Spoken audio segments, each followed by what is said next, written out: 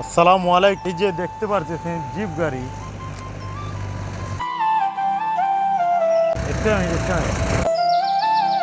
ভাই কই যেতে আছেন আপনি?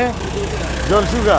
যাই হোক না, আপনার ওই গাড়িটা পুরাতন ঐতিহ্য তো, এর লাগে চাইছি যে ভিডিওর মাধ্যমে এটার চিন্তা করার লাগে, দাদা বুঝছেন?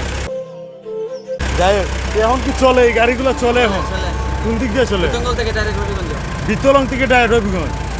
তো যাই হোক গাইড, এই যে গাড়িটা থামাইলাম, এটা হচ্ছে কি আমাদের অতি পুরাতন ঐতিহ্যবাহী জিপ গাড়ি যাকে বলা হয়। তো এই গাড়িটি এবং ড্রাইভারের সাথে আমরা কথা বলার চেষ্টা করলাম গাড়িটি থামিয়ে। তো উনি যতটুকু বললেন যে এইটা বর্তমান সময়ে বিতলং থেকে ডাইরেক্ট হবিগঞ্জে চলাফেরা করে এই গাড়িগুলা, মানে হবিগঞ্জ থেকে বিতলং এবং বিতলং থেকে হবিগঞ্জ।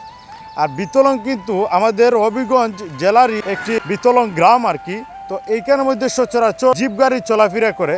তো বাইর গাড়িটি থামানোর মেন কারণ হচ্ছে গিয়ে এই গাড়িগুলো আসলে আমাদের ঐতিহ্যর প্রতীক, অতি পরিচিত। যখন সময় রাস্তাঘাটের অবস্থান ভালো ছিল না, সেই সময়টাতে এই গাড়িগুলো দিয়ে বেশিরভাগ চলাফেরা করা হতো।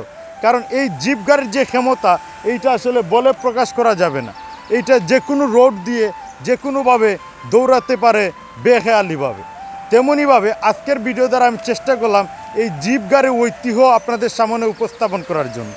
এক সময় এই রোডগুলো দিয়েও কিন্তু জিপ গাড়ি চলাফেরা করতো, বর্তমান সময়ে হারিয়ে গেছে এই অতীতগুলা। তো এই জিপ গাড়িটাই আপনাদের সামনে উপস্থাপন করার চেষ্টা করলাম। ভিডিওটা ভালো লাগলে বেশি করে শেয়ার করে দিবেন। দেখা হবে নতুন কোনো ভিডিওতে, নতুন কোনো সময়। আসসালামু আলাইকুম।